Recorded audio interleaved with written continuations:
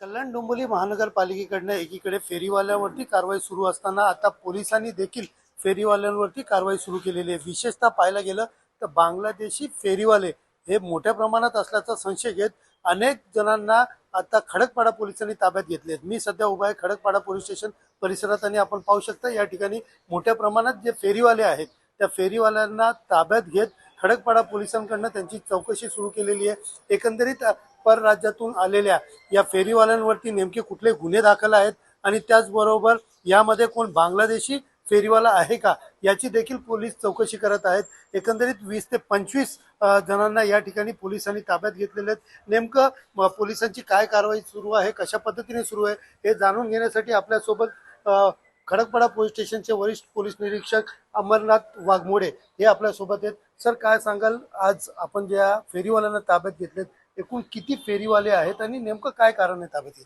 Khadakpada police Thane हद्दीमध्ये जे काही फेरीवाले फिरतात, जे सोसायटीमध्ये जातात, हे नक्की आपल्या इथलेच आहेत का, कोणी त्यातलं बांगलादेशी आहे का, कोणी त्यातलं सराईत गुन्हेगार आहे का, याची विशेष मोहीम खडकपाडा म्हणून आम्ही हाती घेण्यात आलेली आहे। आमचे सर्व अधिकारी आणि स्टाफ प्रत्येक आमच्या एरियामध्ये जिथं सोसायटीज आहेत, जिथं महत्त्वाच्या ठिकाणी वाहन चोरी होतात किंवा गुन्हे होतात, अशा ठिकाणी फेरीवाले फिरणारे थांबणारे यांचे आम्ही पूर्ण चेकिंग करायला लागलो आहे। अजून त्यांचे फोटो काढणार आहोत, त्यांचं आधार कार्ड पॅन कार्ड आम्ही चेक करणार आहोत आणि जर त्यातला एखादा फेरीवाला जर बांगलादेशी मिळाला तर कडक कारवाई आम्ही त्याच्यावर अस्तित्व असलेल्या गुन्ह्याप्रमाणे गुन्हा दाखल करणार आहोत। ही मोहीम आमची कंटिन्यू चालू आहे खडकपाडा हद्दीमध्ये।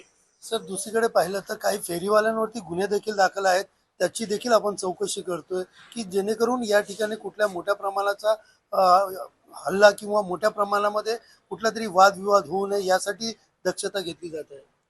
अगदी बरोबर आहे। बऱ्यापैकी फेरीवाले हे आपल्या सोसायटीजमध्ये जातात वगैरे, लहान मुलं वगैरे असतात, महिला असतात।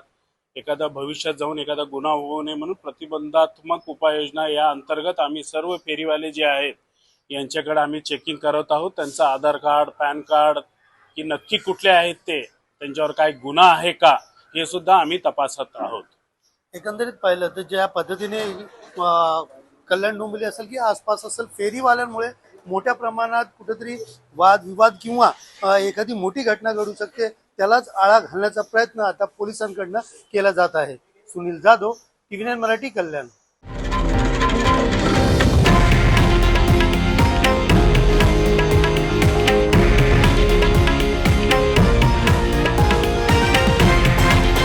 हे आहे देशातील नंबर 1 न्यूज नेटवर्क आणि आपण पाहत आहात TV9 मराठी, एकमेव।